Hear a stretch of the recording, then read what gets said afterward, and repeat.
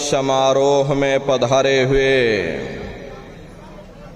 सभी सत्संगी धर्म प्रेमी भाई बहनों को सादर जय गुरुदेव। प्रेमी भाई बहनों, हम आप परम सौभाग्यशाली हैं कि ऐसे कलिकाल में हम लोगों को ये मानव तन, ये मनुष्य शरीर प्राप्त हुआ। उससे भी परम सौभाग्य की बात है कि मनुष्य रूपी मंदिर में बैठ करके हम लोगों को सत्संग सुनने का ये अवसर मिल रहा। सत्संग जल जो कोई पावे, मैलाई सब कट कट जावे।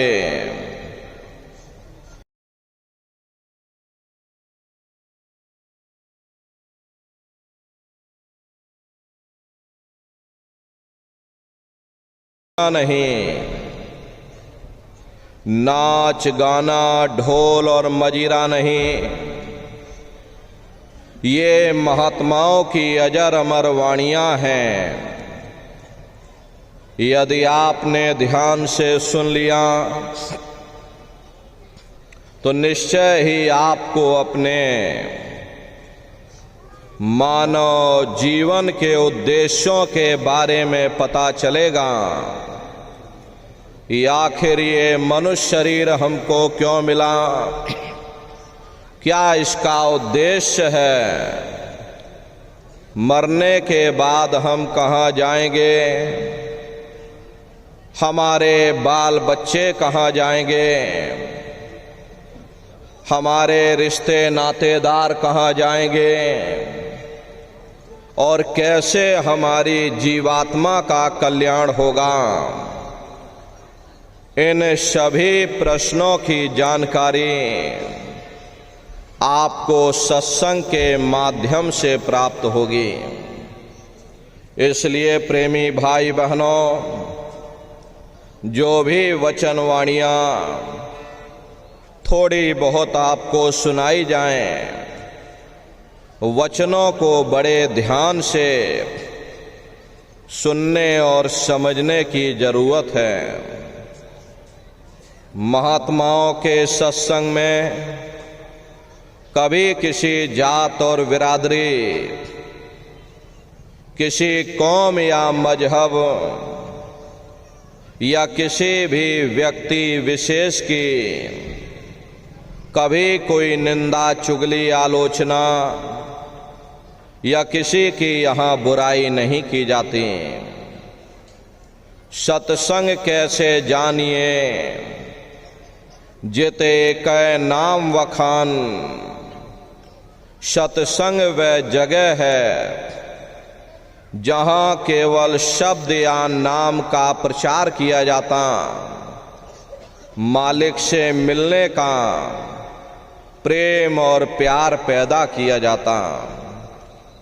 हम आप परम सौभाग्यशाली हैं, ये अवसर हम लोगों को मिला हुआ।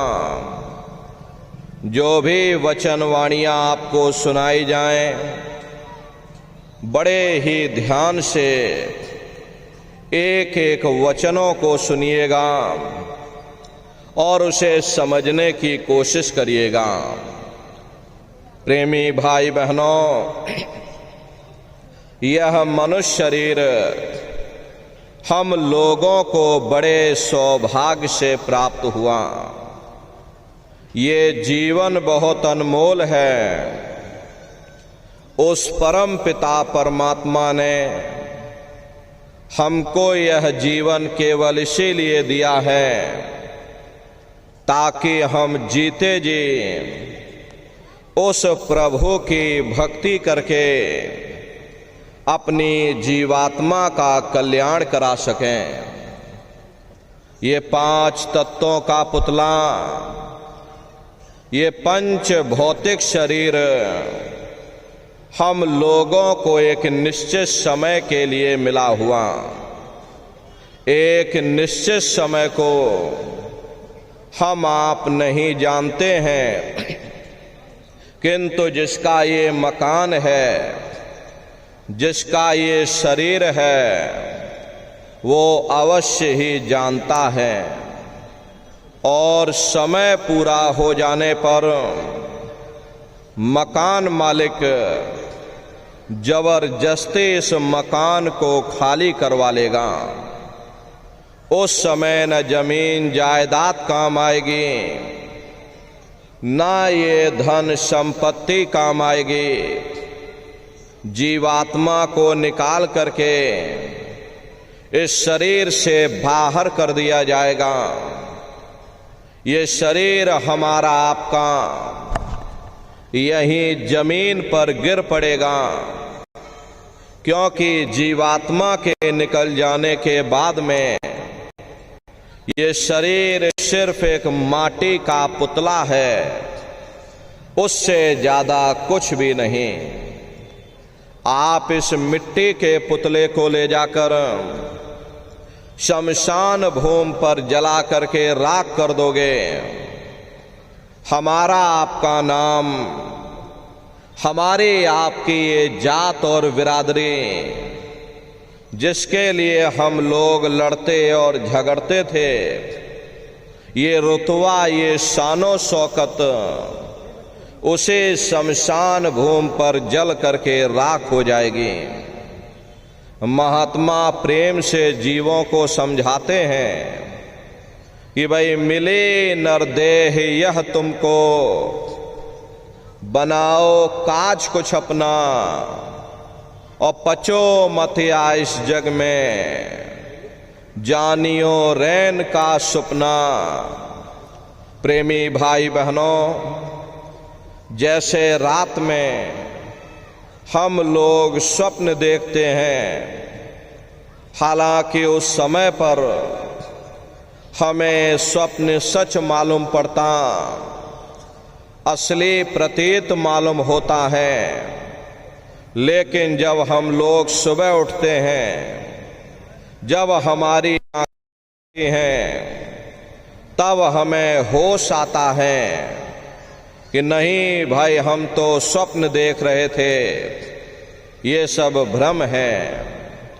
ठीक उसी प्रकार से ये दुनिया भी 10-20-100 साल का स्वप्न है।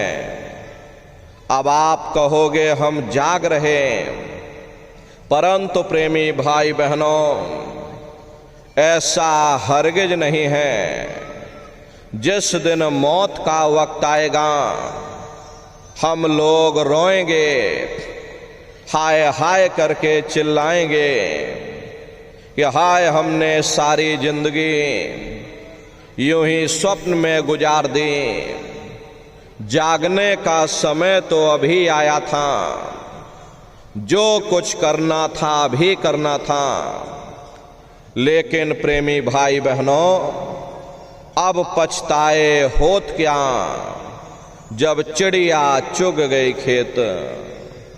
महात्मा प्रेम से जीवों को समझाते हैं कि भाई देह और ग्रह सब झूठा, भरम में काहे को खपना। ये घर बार हमारा अपना नहीं, ये पराया देश है, ये सराय खाना है, ये मुसाफिर खाना है।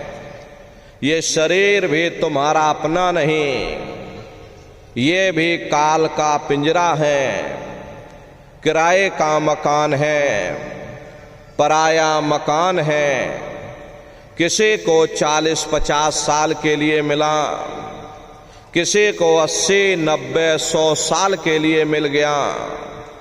जितने जितने श्वास उस मालिक ने बख्शे हैं, उसे भुगतने के बाद में हमें शरीर को यहीं छोड़ जाना। श्वास दुधारा नित ही जारी, एक दिन खाली चाम। प्रेमी भाई बहनों, एक तालाब पानी से चाहे कितना भी क्यों ना भरा हो, आप एक छोटी सी नाली काटकर खोल दीजिए, तालाब में छोटा सा छेद कर दीजिए, तो सारा पानी ही तालाब से बाहर निकल जाएगा। ठीक उसी प्रकार से हमारा ये शरीर भी श्वासों का भंडार है, और जब तक श्वासों का भंडार जारी है तब तक हम दुनिया के काम काज में उलझे हुए, दुनिया के कारोबार में हम फंसे हुए। लेकिन जिस वक्त ये श्वासों का भंडार खाली होगा, हरे टेलीफोन खड़क जाएंगे, तार पहुंच जाएंगे, संदेश पहुंच जाएंगे, सब रिश्ते नातेदार, सब कुटुंब परिवार वाले, सब अड़ोस पड़ोस वाले मिनटों सेकंडों में इकट्ठा हो जाएंगे। प्रेमी भाई बहनों, जिस शरीर से तुम इतना प्रेम किया करते थे, उसे कोई एक रात भी घर में रखने को तैयार नहीं होता। कंधों पर लटका करके शमशान भूमि पर छोड़ करके आ जाते। हिंदू लोग तिनका तोड़ाते कि जैसे तिनका टूट गया, तेरा मेरा रिश्ता नाता टूट गया। मुसलमान, सिख या ईसाई लोग खाक की मिट्टी कब्र में डाल देते कि जो मेरे लिए खाक की मिट्टी है वह मेरे लिए तू है। प्रेमी भाई बहनों, मामूली कष्ट नहीं होता, मौत के समय में घन घोर पीड़ा होती है। जनमत मरत दुसह दुख होई, सहजो बाई ने बयान किया कि सहजो मौत आईया, अंग अंग दिया तोड़, और हिया जरे छाती फटे, उठे पीर घन घोर। गुरु महाराज सत्संग में फरमाते थे कि जैसे 1,00,000 बिच्छू एक साथ मिल करके हमारे शरीर पर डंक मारें, उससे भी लाखों करोड़ों गुना ज्यादा मौत के समय में दर्द होता है। जब मृत्यु आती है तो किस तरह से प्राण निकलते हैं, प्राणों के निकलने की क्या प्रक्रिया होती है, पहले उसे आप अच्छी तरह से समझ लीजिए। सिमटत भास श्वास उठ जावे, और प्राण पति जब सिमट समावे, उस समय हमारी ये श्वासें रुक जाती हैं, शरीर की चेतना पीछे सिमटने लगती है। तो सबसे पहले गुदा चक्र टूटता है, क्योंकि गुदा चक्र में पृथ्वी का वास होता है। गुदा चक्र टूट करके ऊपर इंद्रिय चक्र में समा जाता, इंद्रिय चक्र में जल का वास होता, यानी जल ने पृथ्वी को घोल दिया। फिर जब इंद्रिय चक्र टूटेगा तो ऊपर नाभि चक्र में समा जाएगा। नाभि चक्र में अग्नि का वास होता, यानी अग्नि ने फिर जल को सुखा दिया। ये नीचे से सिमटाव होता है, नीचे से ऊपर की ओर सिमटाव होता। फिर जब ये नाभि चक्र टूटेगा तो हृदय चक्र में समा जाएगा। हृदय चक्र में वायु का वास होता, यानी वायु ने अग्नि को अपने में समाहित कर लिया, और इस तरह से वायु आकाश में उड़ गई। ये आँखों की पुतलियां ऊपर पलट जाती हैं, मुंह खुला का खुला रह जाता।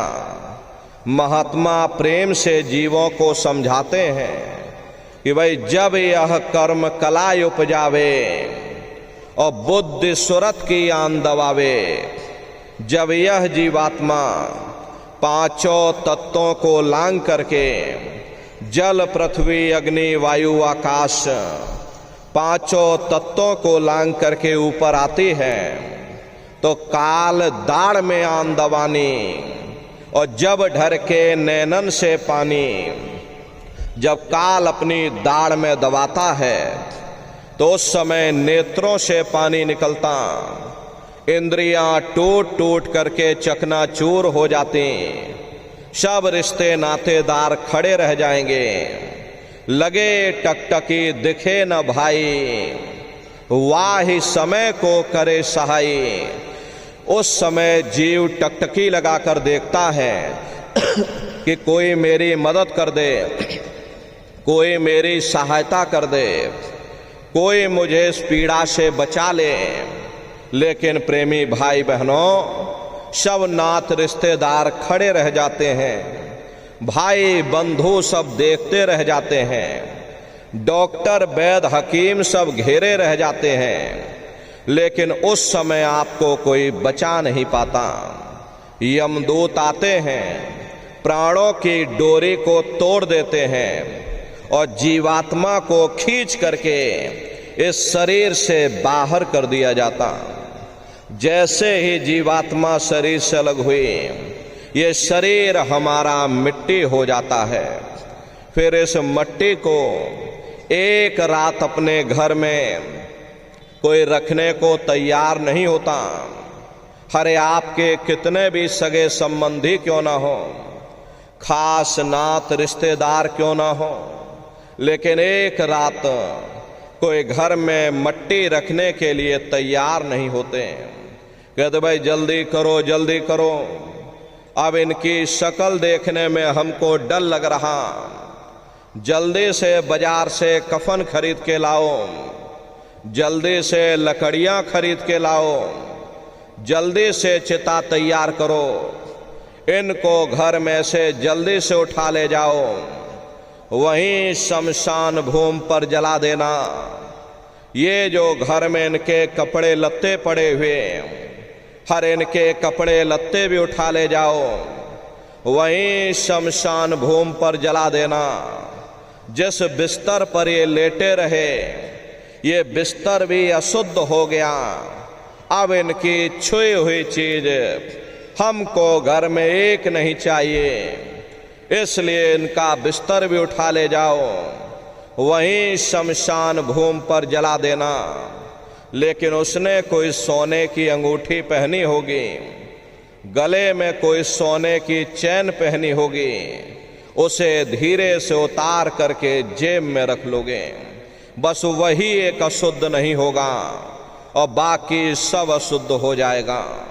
हरे महात्मा कहते हैं कि भाई कुटुंब परिवार मतलब काम, बिना धन पास नहीं जाए।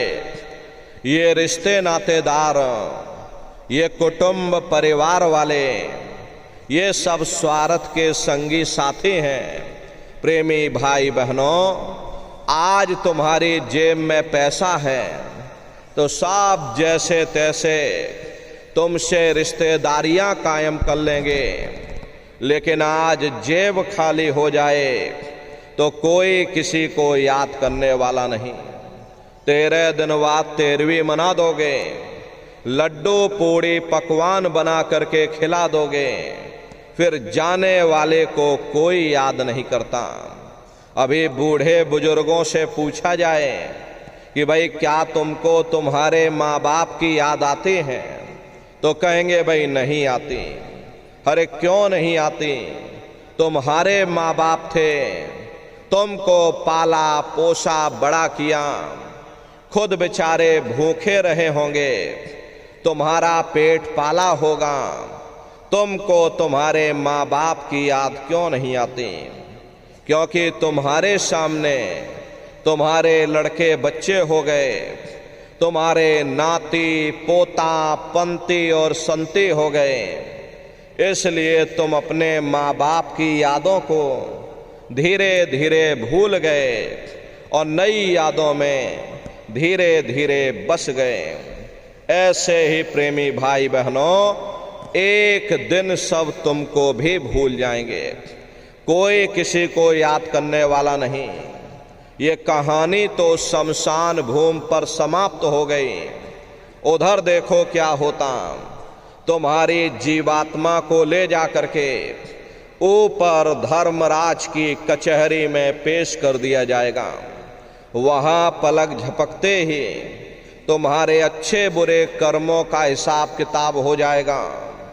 धर्मराज तुमको सजा सुना देंगे, ले जाओ इनको फलाने नरक में डाल दो, क्योंकि मैंने इनको मौका दिया था जब ये माँ के गर्भ में उल्टे लटके हुए थे। सिर इनका नीचे था, पैर इनके ऊपर थे। उस समय इन्होंने मुझसे प्रार्थना की थी कि हे मालिक, मुझे एक बार मौका दे दो, मुझे एक बार ये मनुष्य शरीर दे दो, हम भजन करेंगे, भक्ति करेंगे, हम अपनी जीवात्मा का कल्याण करेंगे। तो मैंने इनकी प्रार्थना को स्वीकार कर लिया और इनको मैंने सुंदर सा ये मनुष्य शरीर दे दिया और कह करके मैंने भेजा था कि भाई ये मनुष्य शरीर ये किराए का मकान है, ये तुम्हारा अपना नहीं है। अगर ये तुम्हारा अपना होता तो हमेशा तुम्हारे पास रहता। ये तुम्हारा अपना नहीं, ये मैंने तुमको कुछ समय के लिए किराए का मकान दिया है।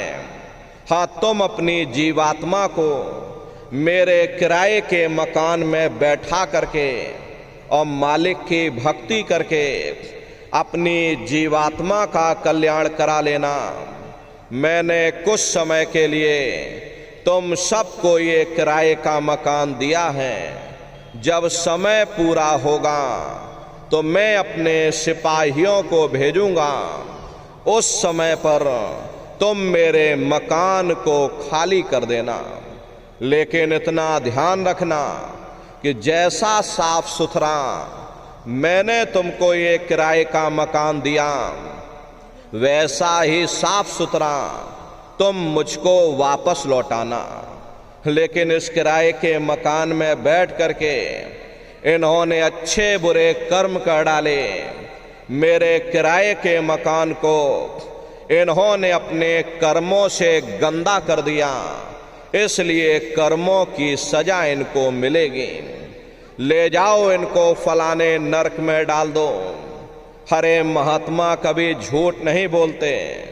महात्माओं ने जब साधना किया और साधना करके जब ऊपर गए और ऊपर जा करके जब उन्होंने नरकों का हाल देखा तो हमारी आपकी जानकारी के लिए उन्होंने धर्म ग्रंथों में लिख दिया कि लोह के खम्भ तपत के माही, और जहां जीव को ले चिपटाएं वहां लोहे के खंबे अग्नि से धधक धधक कर लाल हो रहे। वाही समय की कहाँ सुनाई, लोहा अगन धमन धोकाई, जो धमन से धोके लोहारा, लोहा जो अग्नि में डारा। जिस तरह से लोहार लोहे को अग्नि की भट्टी पे तपा करके लाल कर देता, ऐसे ही प्रेमी भाई बहनों उन नरकों में भी बड़े बड़े लोहे के खंबे अग्नि की भट्टी में तप करके लाल हो रहे। जीवों को उसी पर लिटा दिया जाता। जीव हाय हाय करके चिल्लाता है। तड़फ तड़फ जीव जुलम बुखारी, और तपत खम्म दुखी उपजे भारी। असहनी वेदना होती है, असहनी दुख दर्द होता। जीव वहाँ रोता और चिल्लाता रहता। लाखों लाख जोजन मील तक तुम्हारे रोने और चिल्लाने की आवाज जाती। लेकिन प्रेमी भाई बहनों वहाँ कोई तुम्हारी पुकार सुनने वाला नहीं, कोई तुम्हारी दर्द भरी आवाज को सुनने वाला नहीं। हरे महात्मा कहते हैं कि भाई नर के अनेक और हैं, कहाँ लग कहूँ बखान। दुख भोगते यह जीव जो जाने जो भोग समान। कहते भाई एक नरक नहीं, ऐसे वहां पर अनेकों अनेक नरक बने हुए, अलग अलग खोटे पाप कर्मों के वहां पर अलग अलग नरक बने हुए। कुंभी नरक निदान यह है, पड़े जीव जग जाए और सिर समेत डूबा रहे, सदा नरक के माही। कुंभी कहते हैं घड़े के आकार का बड़ा विशाल नरक बना हुआ, दुनिया भर का मवाद उसमें भरा, बड़ी भारी बदबू उसमें से आती, जीवों को उसी में डाल दिया जाता। जब ही नरक सिर ऊपर काढ़े तब ऊपर जूते जम मारे। जैसे ये जीव श्वास लेने के लिए अपने सिर को बाहर निकालता, ऊपर यमदूत खड़े रहते हैं, नोकदार भालों से प्रहार कर देते, जीव फिर उसी में डूब जाता है, युगों युगों तक डूबा रहता। कुंभी नरक कल्प लो वासा, और मुख में नरक नाक में श्वासा। कल्प लो वासा यानी 1000 चौकड़ी युग का एक कल्प होता है, और कल्प लो वासा यानी कि अनगिनत युगों तक, युगों युगों तक जीव उन्हीं नरकों की यातनाओं को भोगता रहता। और नरकों की यातनाएं भोगने के बाद में इसी जीवात्मा को सीधे मनुष्य शरीर नहीं दिया जाता, बल्कि इसे 4 खान 84 लाख योनियों में डाल दिया जाता है। जैसे बच्चा होता है, अब बच्चा पहले कक्षा 1 पास करेगा, फिर कक्षा 2 में जाएगा, ऐसे ही वहां पर भी पूरा चैनल बना हुआ। नरकों की यातनाओं को भोगने के बाद में इन्हीं जीवों को 4 खान 84 लाख योनियों में डाल दिया जाता। प्रेमी भाई बहनों, ये 4 खान 84 लाख योनियां ये कोई मामूली योनियां नहीं होती। 4 खान का मतलब होता है अंडज पिंडज उपमज स्थावर, ये 4 खाने होती हैं। पहली श्रेणी तो इन पेड़ पौधों की आती है जिनके अंदर पानी का तत्व मौजूद होता है। कभी ये भी बेचारे मनुष्य हुआ करते थे, लेकिन आज अपने कर्मों का भोग पा रहे हैं, एक जगह पर पेड़ बन के खड़े हुए। दूसरी श्रेणी कीड़े मकोड़ों की आती है जिनके अंदर पृथ्वी और अग्नि का तत्व मौजूद होता है। तीसरी श्रेणी पंछियों की आती, चौथी चौपाए जानवरों की आती है, और 5वीं स्वयं इंसान की आती है, जिसके अंदर 5 तत्व जल पृथ्वी अग्नि वायु आकाश 5 तत्व मौजूद होते हैं। प्रेमी भाई बहनों, ये 4 खाने हैं, इनकी अलग अलग कुल 84 लाख योनियां इनमें बटी होती हैं। अब आप पेड़ पौधों को देखिए तो पीपल का पेड़ अलग है, नीम का पेड़ अलग है, आम का पेड़ अलग है। प्रेमी भाई बहनों, ऐसे ही अलग अलग प्रजातियों के कीड़े मकोड़े, अलग अलग प्रजातियों के पशु पंछी, कुल मिलाकर 84 लाख योनियां हैं। हम दुनिया के जीव नरकों की यातनाओं को भोगने के बाद में इन्हीं 84 लाख योनियों में डाल दिया जाता। मामूली कष्ट नहीं होता। अरे हमको आपको गर्मी लग गई तो हम लोग छाया में आ गए, सर्दी लग गई कंबल रजाई ओढ़ लिया, भूख लग गई रोटी खा ली, बीमार हो गए अस्पतालों में चले गए, अपना अपना इलाज करवा लिया। लेकिन देखो इन जानवरों को, क्या गर्मी, क्या सर्दी, क्या बरसात, एक एक रोटी के टुकड़े के लिए दर बदर रोड पर भटकते रहते हैं। किसी का हाथ कट गया, किसी का पैर कट गया, किसी को जीते जी काट डाला, मुर्गी की गर्दन ही मरोड़ डाली। अरे उनको भी दर्द होता, उनको भी तकलीफ होती है, लेकिन वे बेचारे बेजुबान हैं, कुछ बोल नहीं पाते हैं, कुछ बता नहीं पाते। हम लोगों के अंदर जुबान है, हम लोग बोल बता देते, वे सिर्फ रोते और चिल्लाते रहते। अरे मादा बिच्छू होते हैं, मादा बिच्छू की मौत कैसे होती? मादा बिच्छू जब अपने बच्चे को जन्म देती है तो उसी के बच्चे अपनी भूख को मिटाने के लिए अपनी माँ की पीठ पर चढ़ जाते हैं और उसी के मांस को नोच नोच करके खाते हैं। वो तड़फती रहती है, कराहती रहती है, लेकिन जब तक हड्डी हड्डी न बच जाए उसके बच्चे अपनी माँ की पीठ से नीचे नहीं उतरते। ऐसे न जाने कितने जीव जंतु इस संसार में कष्ट सह रहे। अरे कई जन्म भय कीट पतंगा, कई जन्म भय मीन कुरंगा, कई जन्म पंखी सर्पोयो, कई जन्म है वर वृक्ष जोयो, मिल जगदीश मिलन की वरिया और चिरंकार यह देश सजरिया। करोड़ों करोड़ युगों से हम आप नरकों की यातनाओं को भोगने के बाद में फिर कभी कीड़े पतंगों की योनि में, कभी पेड़ पौधों की योनि में, तो कभी पशु और पंछियों की योनि में भटका खाते हैं। प्रेमी भाई बहनों, 84 लाख योनियों की सबसे जो आखिरी योनि होती है वो गाय और बैल की योनि होती है। गाय स्त्री का रूप लेती है और बैल पुरुष का रूप लेते हैं। ये 84 लाख योनियों की सबसे आखिरी योनि यानी कि अंतिम पायदान होता है। उसके बाद तब जा कर के हम लोगों को दोबारा फिर से मनुष्य शरीर प्राप्त होता। इसीलिए कहा गया कि बड़े भाग्य मानुष तन पाया और कोट जन्म जब भटका खाया। कोटान कोट जन्म जन्मांतरों तक अलग अलग योनियों में भटकने के बाद में तब बड़े सौभाग्य से हम लोगों को ये मनुष्य शरीर प्राप्त हुआ। लेकिन बड़े अफसोस की बात है कि जैसे किसी को हीरा मिल गया, उसे हीरे की परख नहीं, उसने हीरे को गधे के गले में बांध दिया।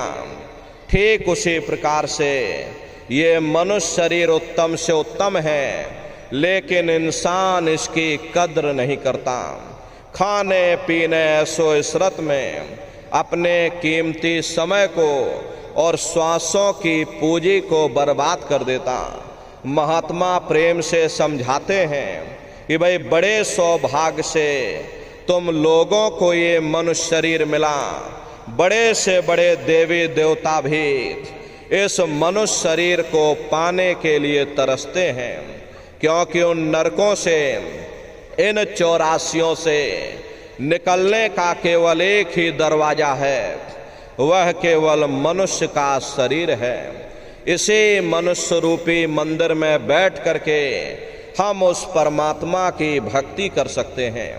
इसीलिए संतों महात्माओं ने इस पंच भौतिक शरीर को सच्चा हरि मंदिर कहकर याद किया कि हरि मंदिर यह शरीर है और ज्ञान रतन प्रकट होए, ये असली हरि मंदिर है। जब भी वो परमात्मा मिलेगा इसी हरि मंदिर के अंदर मिलेगा।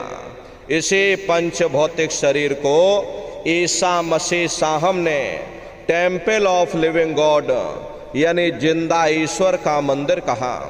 इसी पंच भौतिक शरीर को गुरु नानक साहब ने नर नारायणी देह कहकर याद किया।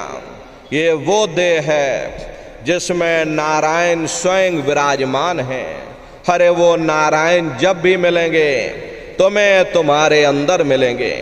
यही कबीर साहब ने लिखा है कि जो तिल माही तेल है, जो चकमक में आग, और तेरा साईं तुझ में, और जाग सके तो जाग। जिस तरह से तिल में तेल होता है, पत्थर में अग्नि होती है, ठीक उसी तरह से वो मालिक हर एक के घट घट में, हर एक के वजूद के अंदर बैठा हुआ। यही आपकी धर्म पुस्तकों में भी लिखा है, अरे मोको का धूड़े रे बंदे, मैं तो तेरे पास में ना तीरथ में ना मूरत में, मैं तो हूँ विश्वास में। ना मैं तीरथ में मिलूँगा, ना मैं मूरत में मिलूँगा, ना मैं अन्य किसी कर्म कांड में मिलूँगा, ना मैं ग्रंथों में मिलूँगा, ना मैं पोथियों में मिलूँगा, ना मैं किताबों में मिलूँगा। चाहे सारी उम्र बैठ करके तुम किताबें पढ़ते रहो, अरे मैं जब भी मिलूँगा तो मैं तुम्हारे अंदर मिलूँगा। प्रेमी भाई बहनों, बड़ी सीधी सी बात है, ये अगर खाने की किताब सारी उम्र बैठ करके आप पढ़ते ही रहोगे कि भाई खाना ऐसे बनता है और खाना वैसे बनता है, खाने में नमक डाला जाता है और खाने में तेल डाला जाता है, तो कभी तुम्हारा पेट नहीं भर सकता। जब तक आप खाना बनाओगे नहीं, उसे स्वयं खाओगे नहीं, कभी तुम्हारा पेट नहीं भर सकता। हम वेदों की निंदा नहीं करते, हम ग्रंथों की निंदा नहीं करते, हम गीता कुरान और बाइबल की निंदा नहीं करते। अरे वेद शास्त्र गीता कुरान और बाइबल कहती है कि भाई मनुष्य के अंदर अंड खंड ब्रह्मांड है, स्वयं वो परमात्मा इसके अंदर बैठा। चलो अंदर चलो, अंदर चल करके उस परमात्मा का दर्शन दीदार करो। अब सवाल ये उठता है कि भाई आखिर हम अपने अंदर जा करके उस परमात्मा का दर्शन कैसे करेंगे? तो इसके लिए संतों महात्माओं ने केवल 3 साधन बताए।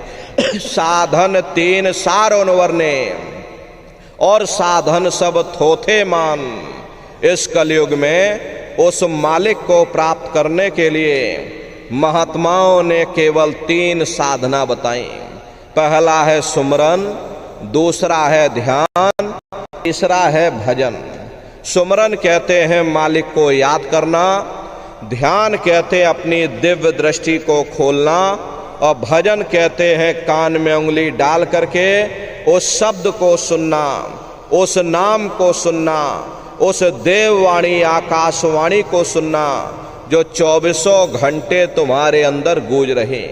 प्रेमी भाई बहनों, ये सुरत शब्द नाम योग की साधना है। संतों का जो इतिहास रहा, संतों के इतिहास में सबसे पहले कबीर साहब आए, जिन्होंने सुरत शब्द नाम योग की साधना जारी की। उसके बाद गुरु नानक साहब आए, गुरु नानक साहब ने भी सुरत शब्द नाम योग की साधना जारी की। उसके बाद और भी महात्मा आए, कबीर, नानक, दादू दरिया, भीखा, रविदास, पलटू, जगजीवन। चित्रकूट में आप चले जाइए, गोस्वामी जी महाराज जिन्होंने रामचरित्र मानस बनाई, उन्होंने भी सुरत शब्द नाम योग की साधना जारी की। आपके राजस्थान की धरती पर देखो मीराबाई हुई, सहजोबाई हुई, उन्होंने भी उस मालिक को पाया तो सुरत शब्द नाम योग की साधना करके पाया। प्रेमी भाई बहनों, ये सुरत शब्द नाम योग की साधना है। इस साधना की 3 क्रियाएं हैं, सुमरन, ध्यान और भजन। तो कैसे आप लोग सुमरन करोगे, कैसे आप लोग ध्यान करोगे और कैसे आप लोग भजन करोगे, जरा बैठ करके अच्छी तरह से समझिएगा और फिर घर पर जा करके करिएगा। तो सबसे पहले सुमरन कैसे किया जाएगा? सुमरन करने के लिए एक माला आप लोग ले लेना। ये देखिए प्रेमी भाई बहनों, 108 दाने की ये माला है। अपने अपने घरों में बैठ करके बाहर से अपनी आँख को बंद कर देना, दोनों आँखों के मध्य भाग में अपने ध्यान को रोक करके और दाने दाने पर जय गुरुदेव नाम का उच्चारण करिएगा। हर दाने पर जय गुरुदेव नाम, हर दाने पर जय गुरुदेव नाम, जय गुरुदेव, जय गुरुदेव, जय गुरुदेव, कुल 108 बार करिएगा। दोबारा इसी जगह फिर वापस आ जाओगे। जब आप जय गुरुदेव नाम का उच्चारण करोगे तो दोनों आँखों के मध्य भाग में अपने ध्यान को रोक करके और दाने दाने पर जय गुरुदेव नाम का उच्चारण करिएगा। जिसको आप याद कर रहे हो, एक समय ऐसा आएगा वो अंतर में तुम्हारे सामने प्रकट हो जाएगा। उसके स्वरूप को देख लेना, फिर उसी के स्वरूप को याद करके जय गुरुदेव नाम का सुमरन सभी नए प्रेमी भाई बहन करिएगा। दूसरी बार फिर यहीं से जय गुरुदेव नाम का सुमरन, तीसरी बार फिर यहीं से जय गुरुदेव नाम का सुमरन, इस तरह से कुल 8 बार जय गुरुदेव नाम का सुमरन सभी नए प्रेमी भाई बहन सबसे पहले करिएगा। 8 बार करने के बाद ये माला आप रख देना। प्रेमी भाई बहनों, ये जय गुरुदेव नाम किसी साधारण इंसान का नाम नहीं, ये स्वयं अनामी महाप्रभु का नाम है। समय समय पर संत महात्मा अपने अपने समय पर आकर के अपनी साधना के द्वारा उस मालिक के नाम को जगाते हैं, उस मालिक के नाम को सिद्ध करते हैं। जैसे कबीर साहब आए, उन्होंने साहिब नाम सिद्ध किया। गुरु नानक साहब आए, उन्होंने वाह गुरु नाम सिद्ध किया। गोस्वामी जी महाराज आए, उन्होंने राम नाम सिद्ध किया। मीराबाई आई, उन्होंने गिरधर नाम सिद्ध किया। इसी तरह से हमारे गुरु महाराज जय गुरुदेव नाम सिद्ध करके गए। जय गुरुदेव नाम का जहाज लगा कर गए। अगर इस जहाज पर सारी दुनिया बैठेगी, ये जहाज सारी दुनिया को पार करेगा। प्रेमी भाई बहनों, नए जीवों के लिए नामदान की प्रक्रिया को और सरल से सरल किया गया। एक साध है सब सद है, सब साध है सब जाए। पहले अपने गुरु की उंगली पकड़ लो, क्योंकि गुरु बिन भाव ने जे तरे न कोई। गुरु के बगैर कोई भी जीवात्मा इस भव सागर से पार नहीं जा सकती। गुरु गोविंदो खड़े और काके लागो पाई, और बलिहारी गुरु आपने जिन गोविंद दियो बताई। महिमा उन्हीं की है जिन्होंने गोविंद को लखा दिया। इसीलिए कहा जाता है कि भाई गुरुर ब्रह्मा गुरुर विष्णु गुरुर देवो महेश्वर और गुरुर साक्षात पर ब्रह्म तस्मै श्री गुरुवे नमः। इसलिए प्रेमी भाई बहनों, साधना करने से पहले जय गुरुदेव नाम का सुमरन सभी नए प्रेमी भाई बहन करिएगा। सुमरन करने के बाद में फिर आप ध्यान पर बैठिएगा। दूसरा है ध्यान, और ध्यान कहते हैं अपनी दिव्य दृष्टि को खोलना, अपनी दृष्टि को एकाग्र करना। तो कैसे आप लोग ध्यान करोगे, जरा अच्छी तरह से समझ लीजिए। अपने अपने घरों में पलथी मार करके बैठिएगा, शरीर को टाइट मत करिएगा। बहुत से प्रेमी क्या करते हैं कि ध्यान के समय अपने शरीर को बिल्कुल टाइट कर देते हैं। यदि आप अपने शरीर को टाइट कर दोगे तो ये शरीर आपका थक जाएगा और फिर शरीर ढीला पड़ जाएगा, फिर जैसे के तैसे हो जाओगे।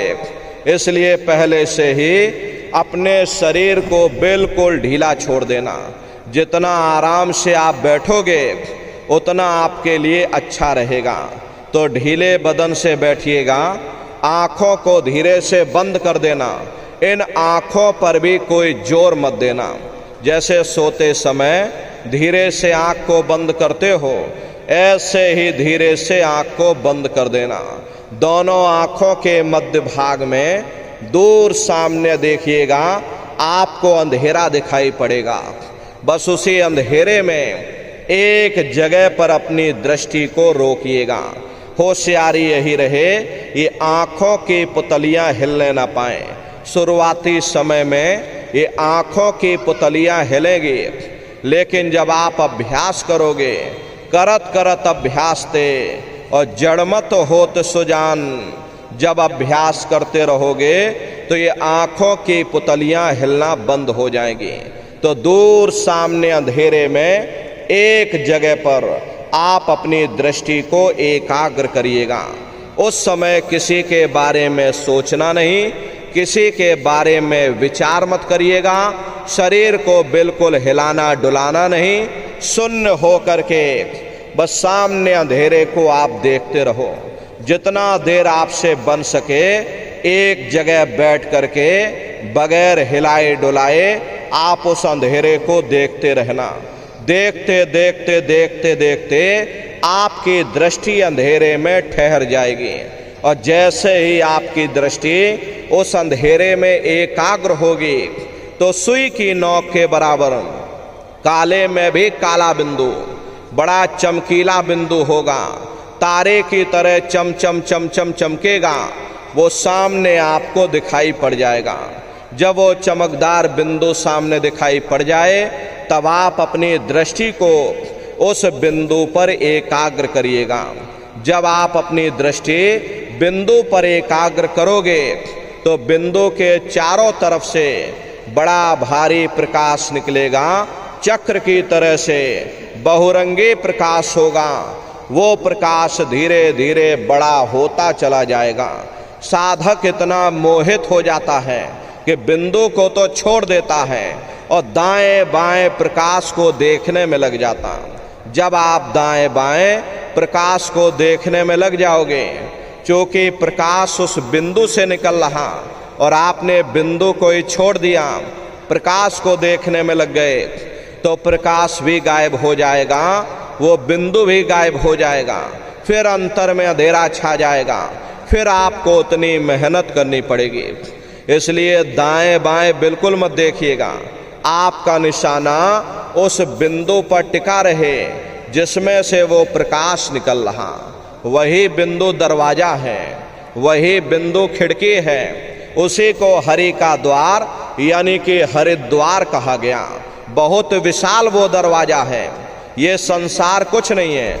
ऐसे लाखों संसार इकट्ठे करके एक साथ दरवाजे के अंदर डाल दिए जाएं, पता तक नहीं चलेगा। इतना विशाल वो हरि का द्वार तुम्हारे अंदर बना हुआ। जब एक टक हो करके आप उस बिंदु को देखते रहोगे तो वो बिंदु फट जाएगा, वो दरवाजा खुल जाएगा, ये शिव नेत्र खुल जाएगा, ये दिव्य दृष्टि खुल जाएगी और आप दरवाजे के अंदर दाखिल हो जाओगे। एक बार प्रेमी भाई बहनों ये दिव्य दृष्टि खुल जाए, फिर क्या भूत क्या भविष्य और क्या वर्तमान कोई भेद आपसे गुप्त नहीं रहेगा। लाखों वर्ष पहले क्या हुआ था और भविष्य में क्या होने वाला है, आप बैठ करके और ध्यान में सब कुछ देख सकते हो। तो यह है ध्यान करने का तरीका। और तीसरा है भजन। गाने बजाने का नाम भजन नहीं है, नाच गाना ढोल मजीरा का नाम भजन नहीं है। भजन कहते हैं उस रूहानी आवाज को सुनना जो 24 घंटे तुम्हारे अंदर गूंज रही है। तो कैसे भजन करोगे जरा अच्छी तरह से समझ लीजिए। ये दोनों उंगली कानों में डाल करके ये कानों को बंद कर लेना। कान इसीलिए बंद किए जाते हैं ताकि बाहर की कोई आवाज हमको सुनाई ना पड़े। अपनी सुविधा से बैठिएगा। कुर्सी पर चाहे तो कुर्सी पर बैठ जाओ, सोफे पर चाहे तो सोफे पर बैठ जाना, या कोई तकिया इस तरह से रख लेना और दोनों कोहनी यहाँ रख करके दोनों उंगली कानों में डाल करके ये कानों को बंद कर लेना। बहुत सी हमारी माताएं बहनें हैं, बूढ़े बुजुर्ग हैं, अरे भाई आपके घुटनों में दर्द होता होगा, रीढ़ की हड्डी में दर्द होता होगा, अब आप बैठ करके नहीं कर पाते हो तो आप लेट करके करिएगा। ऐसे सीधे लेट जाना और लेटे लेटे आँख और कान को बंद कर लेना। मतलब तो आँख और कान को बंद करना है, चाहे आप लेट करके करो या चाहे आप बैठ करके करो। यही कहा गया है कि भाई आँख कान मुख बंद कराओ, अनहद झिंगा शब्द सुनाओ। यानी पहले अपनी आँख को बंद करो, अपने मुख को बंद करो, दोनों उंगली कानों में डाल करके ये कानों को बंद कर लो और ऊंचे से ऊंचा ध्यान दे करके गौर से आवाज को सुनने की कोशिश करो। प्रेमी भाई बहनों, जब आप अपने कानों को बंद करके और अंतर में गौर से आवाज को सुनोगे तो शुरू शुरू में आपको ऐसा अनुभव होगा कि कहीं सीटी जैसी आवाज हमारे कानों में बज रही। टी, इस तरह से सीटी जैसी आवाज शुरू शुरू में आप सभी को सुनाई पड़ेगी। करना कुछ नहीं है, लेटे हो चाहे बैठे हो, बस आप उस आवाज को सुनते रहना और सुनते सुनते उसी में लीन हो जाओ।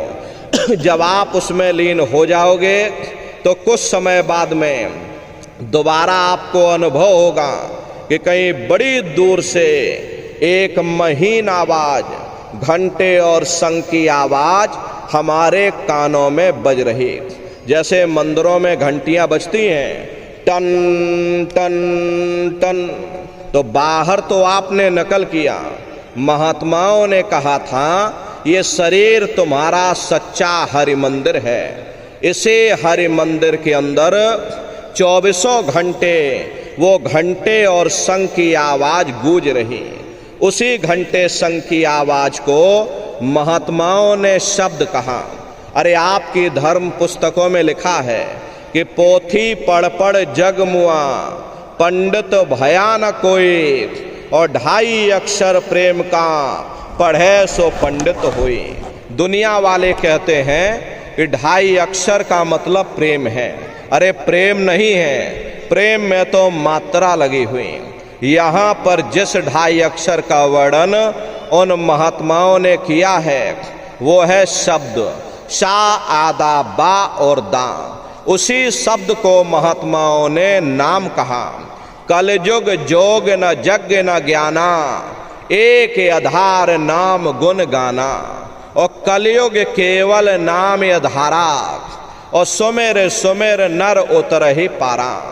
कलयुग में केवल नाम का आधार है, वो नाम तुम्हारे अंदर 24 घंटे गूंज रहा। तो उसी घंटे शंख की आवाज को महात्माओं ने शब्द या नाम कहा। उसी घंटे शंख की आवाज को मुसलमान फकीरों ने कलमा कहा। उसी घंटे शंख की आवाज को ईसा मसीह साहब ने वर्ड या लागस कहकर याद किया। उसी घंटे शंख की आवाज को गुरु नानक साहब ने अनहद वाणी कहकर याद किया। चीन में जो महात्मा हुए उन्होंने इसको ताओ कहकर याद किया, और हिंदू महात्माओं ने इसे देववाणी, आकाशवाणी कहकर याद किया। उन अलग अलग महात्माओं ने अपनी अपनी भाषा में हम लोगों को समझाने की कोशिश की है कि भाई वो घंटे शंख की आवाज तुम्हारे सबके अंदर गूंज रही है, वो आपको सुनाई पड़ेगी। लेकिन शुरुआती समय में आपको ऐसा मालूम पड़ेगा कि कहीं बड़ी दूर पर घंटियां बज रही, टन टन टन, लेकिन सुनाई हरेक को पड़ेगी। प्रेमी भाई बहनों, जब घंटे और शंख की आवाज आपको सुनाई पड़ने लग जाए तब आप सीटी की आवाज को छोड़ देना और घंटे शंख की आवाज को पकड़ लेना, उसको आप सुनने लग जाना। जब आप उसको सुनने लग जाओगे तो वो आवाज धीरे धीरे बढ़ना शुरू होगी, और बढ़ते बढ़ते इस कदर बढ़ेगी कि आपके रोम रोम में घंटे और शंख की आवाज गूंजने लग जाएगी। अरे बड़ी घनघोर आवाज होती है, बड़े मधुर वो आवाज होती। ये जो दुनिया के आप संगीत सुनते हो, उस रूहानी संगीत के सामने ये दुनिया के संगीत कुछ नहीं है।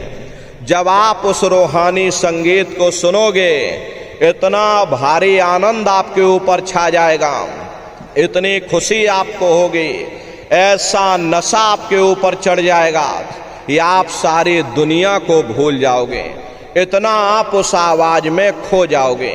प्रेमी भाई बहनों, शंकर भगवान को वही नशा चढ़ा था। शंकर भगवान कोई गांजा भांग नहीं पीते थे। ये तो हमने आपने शंकर भगवान को भी बदनाम कर दिया कि शंकर भगवान गांजा भांग पीते थे तो चलो हम भी गांजा भांग पिएंगे। लेकिन ऐ नर नारियों, शंकर भगवान ने कभी गांजा भांग नहीं पिया।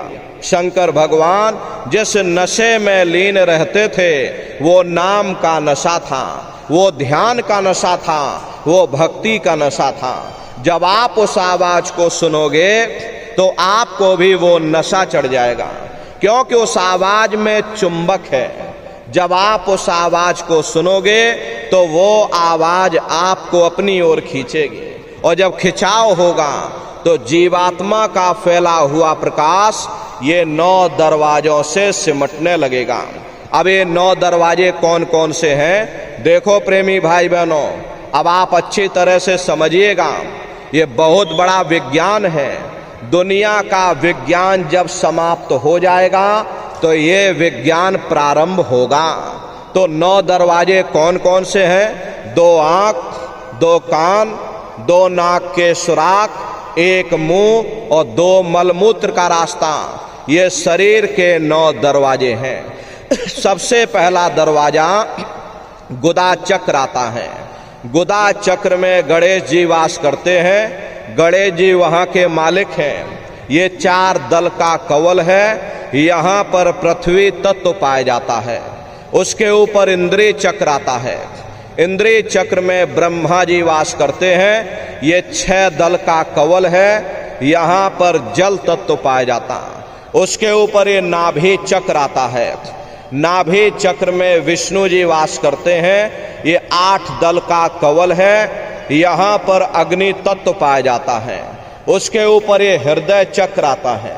हृदय चक्र में शिव जी वास करते हैं। ये 12 दल का कवल है। यहाँ पर वायु तत्व पाया जाता है।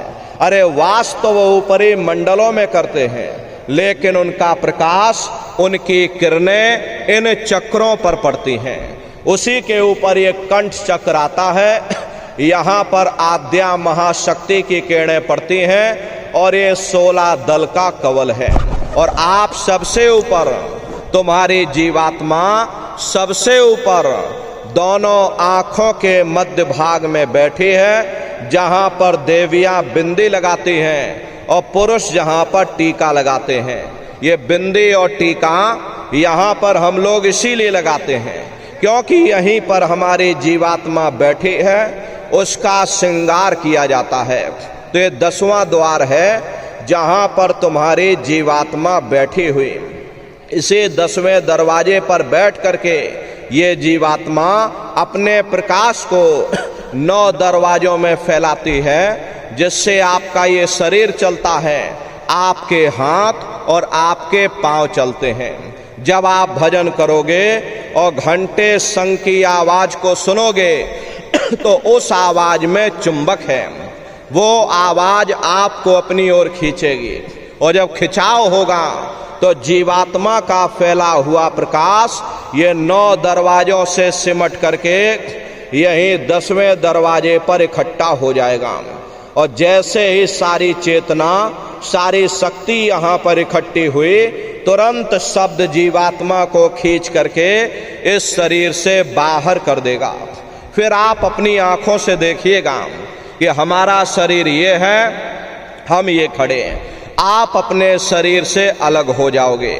जैसे चिड़िया होती है, चिड़िया घोंसले से निकल करके आसमानों की उड़ान भरती है और शाम को फिर अपने घोंसले में आ जाती है।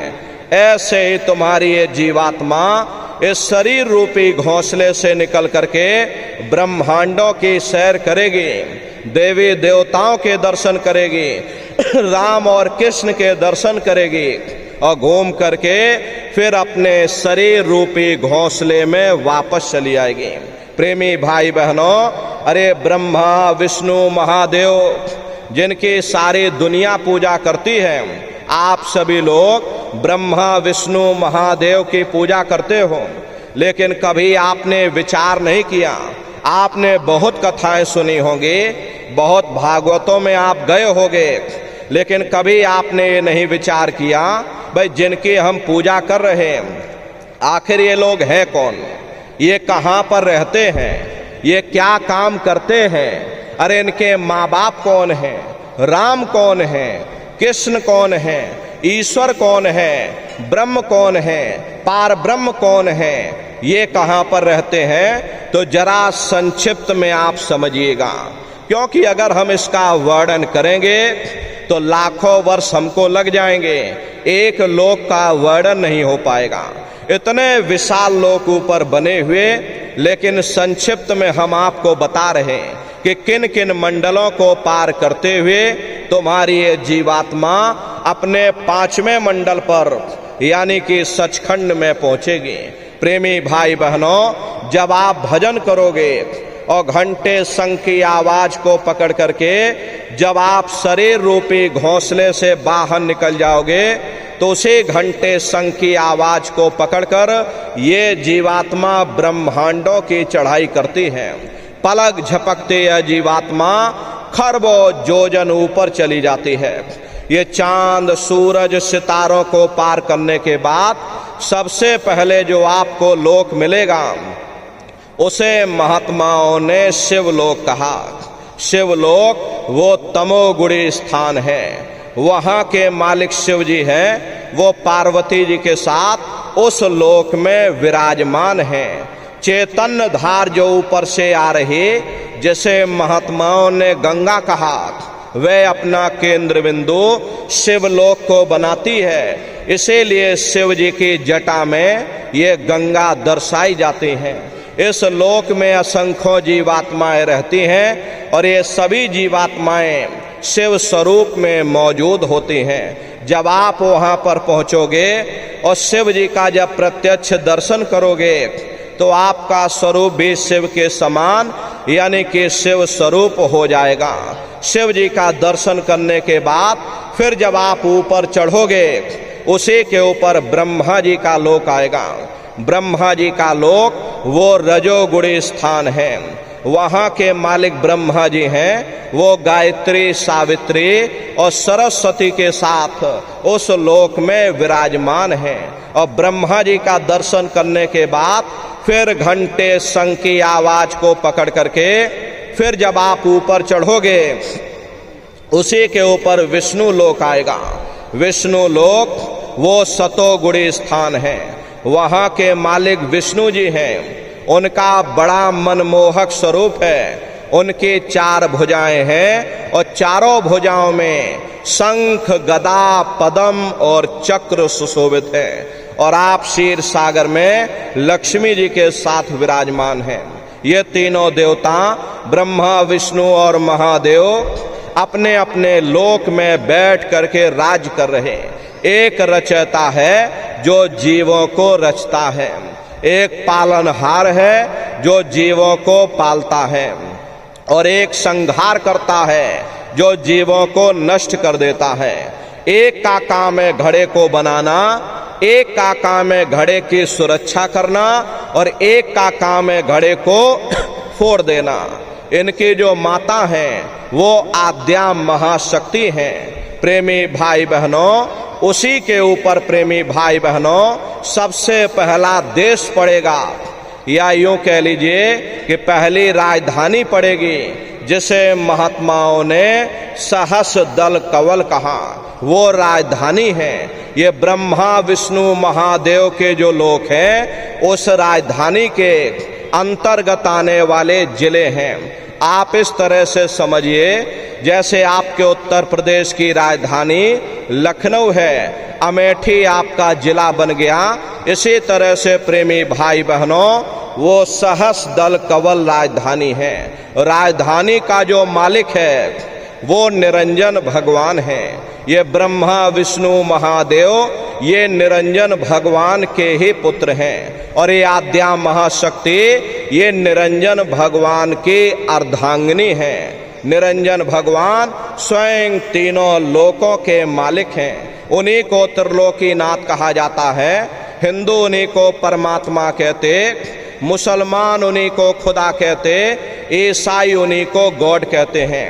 ये जल एक है। जल को चाहे आप पानी कह लो, चाहे आप वाटर कह लो, या चाहे आप नीर कह लो।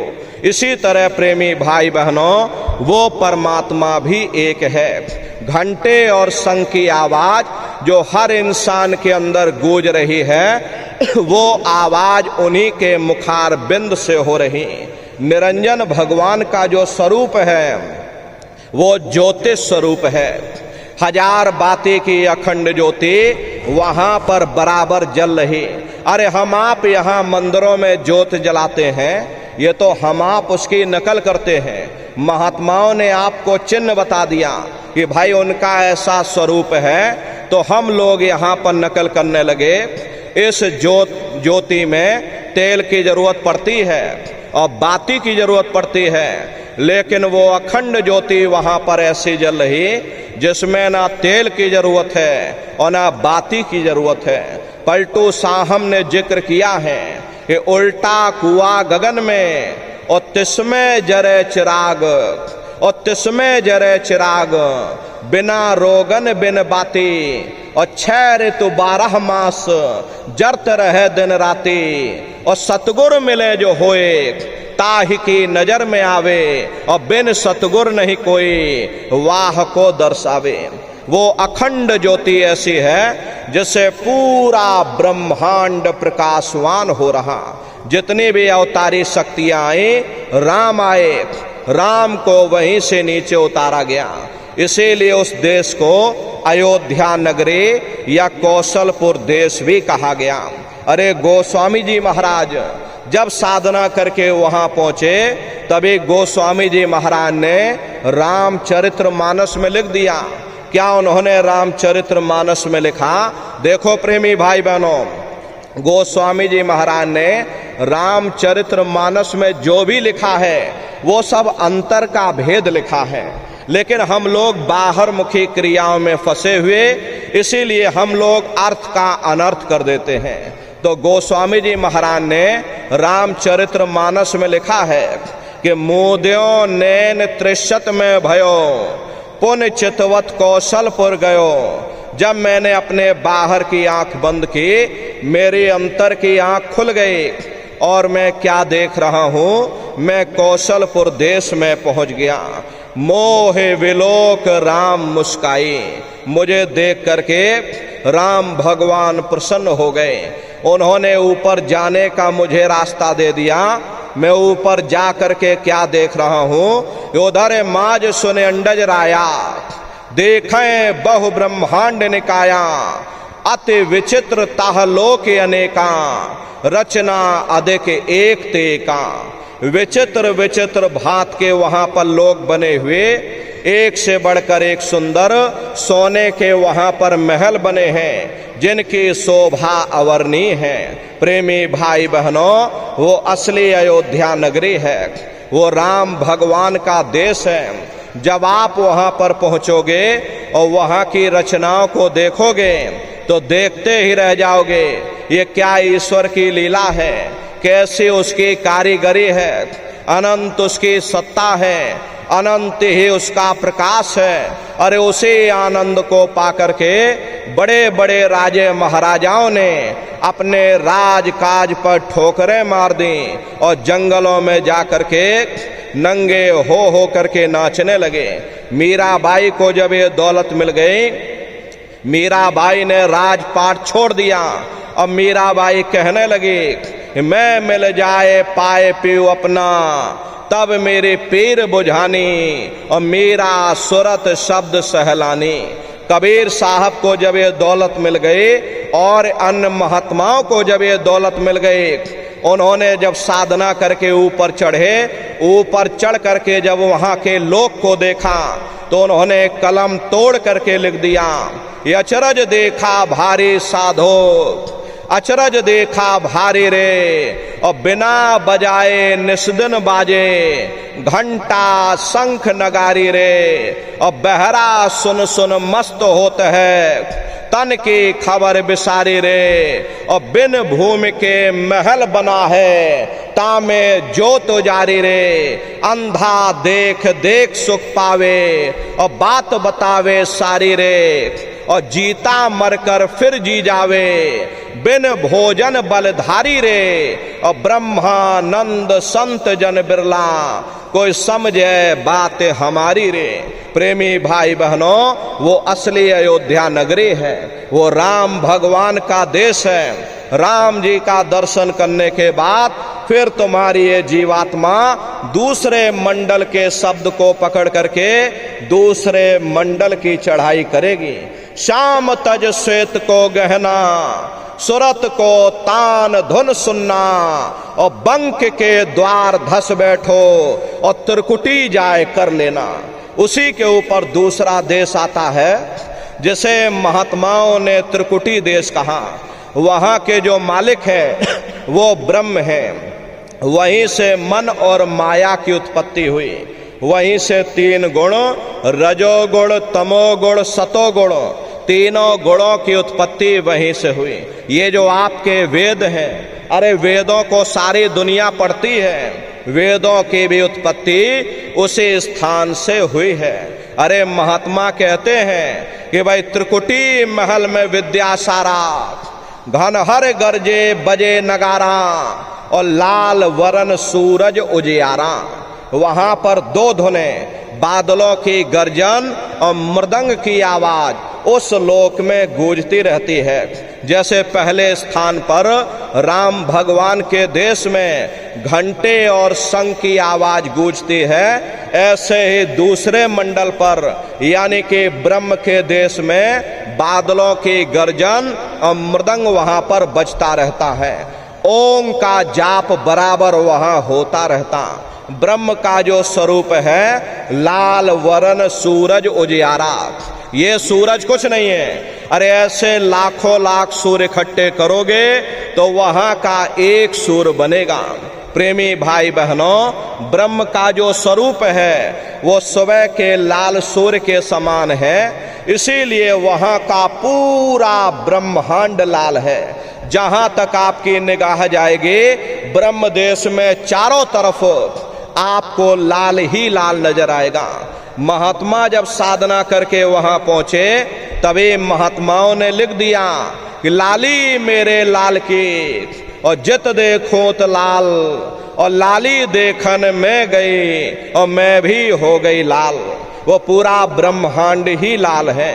तो जितने साधक वहां पहुंच जाते हैं उन सभी को योगेश्वर कहा जाता है।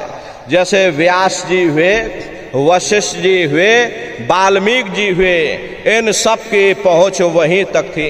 इसीलिए कहा गया कि वाल्मीकि भय ब्रह्म समाना। जब इनकी जीवात्मा वहां पहुंची और जब इन्होंने ब्रह्म का दर्शन किया तो इनका स्वरूप भी ब्रह्म के समान यानी ब्रह्म स्वरूप हो गया। तो जितने साधक वहां पहुंच जाते हैं उन सभी को योगेश्वर कहा जाता है। योगेश्वर भगवान श्री कृष्ण उसी देश में वास करते हैं। ये जो ब्रह्म देश है वो श्री कृष्ण भगवान का ही देश है और श्री कृष्ण भगवान वहीं पर रहते हैं। ये बाहर की जन्माष्टमी नहीं है जो आप लोग मनाते हो, ये तो आप नकल करते हो। महात्माओं ने कहा था भाई सही मायने में तुम जन्माष्टमी कब मनाओगे? जब तुम्हारी ये जीवात्मा 5 तत्व जल पृथ्वी अग्नि वायु आकाश और 3 गुण रजोगुण तमोगुण सतोगुण 5 तत्व और 3 गुणों से परे होकर के ब्रह्म देश में पहुंच करके जब कृष्ण भगवान का दर्शन कर लोगे तब सही मायने में जन्म अष्टमी मनाई जाएगी। वहां कृष्ण भगवान का दर्शन करने के बाद फिर तुम्हारी ये जीवात्मा तीसरे मंडल के शब्द को पकड़ करके और तीसरे मंडल की चढ़ाई करेगी। आगे पहुंची सुन झंकार ररंकार धुन सुनी पुकार, आगे श्वेत सुन्न है भाई और मान सरोवर पैठ नहाई। उसी के ऊपर तीसरा देश आता है जिसे महात्माओं ने सुन्न देश कहा, उसी को रारंग देश कहा जाता, उसी को अक्षर और नेति कहा जाता।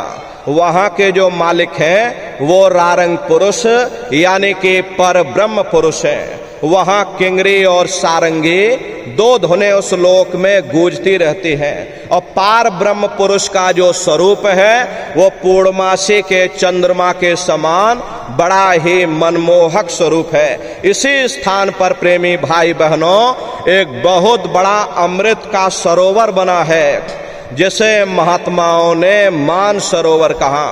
जब तुम्हारी ये जीवात्मा उस मान सरोवर में स्नान कर लेगी तो जन्म जन्मांतरों के मैले पाप कर्म साफ हो जाएंगे। अरे यहाँ के पानी से तुम्हारे कर्मों की सफाई नहीं होने वाली। ये बाहर का पानी तुम्हारे शरीर के मैल को धो सकता है, लेकिन जो पापों का मैल है, जो अंतःकरण में ये जो कर्मों की गंदगी आपने जमा कर रखी, वो जब साफ होगी जब आप तीसरे मंडल पर पहुंच करके उस गंगा में डुबकी लगाओगे। उसमें स्नान करने के बाद ये जीवात्मा हंस रूप हो जाती है। हंसन मिले हंसा हो जाई, मिले जो अमी आहारा है। जीवात्मा का खुद का प्रकाश उस अमृत के सरोवर में स्नान करने के बाद 16 सूर्य के बराबर हो जाता। तो फिर यही जीवात्मा चौथे मंडल के शब्द को पकड़ करके और चौथे मंडल की चढ़ाई करती है। 2 पर्वत के संग निहारो और भंवर गुफाते संत पुकारो। 2 पर्वतों को पार करने के बाद वो बड़ा सुंदर देश पड़ता, जैसे महात्माओं ने भंवर गुफा कहा। वहाँ के जो मालिक हैं वो सोहंग पुरुष हैं। वहाँ बंसी यानी मुरली की मधुर ध्वनियाँ सदा उस लोक में उच्चारण होती रहती। और सोहंग पुरुष का जो स्वरूप है वो दोपहर के सूर्य के समान महाप्रकाशवान स्वरूप है। स्वरूप में अंतर है। पहले स्थान पर निरंजन भगवान का जो स्वरूप था वो ज्योतिष स्वरूप था। दूसरे स्थान पर ब्रह्म का जो स्वरूप है वो सुबह के लाल सूर्य के समान है। तीसरे स्थान पर पार ब्रह्म का जो स्वरूप है वो पूर्णमासी के चंद्रमा के समान है। चौथे स्थान पर सोहंग पुरुष का जो स्वरूप है वो दोपहर के सूर्य के समान महाप्रकाशवान स्वरूप है।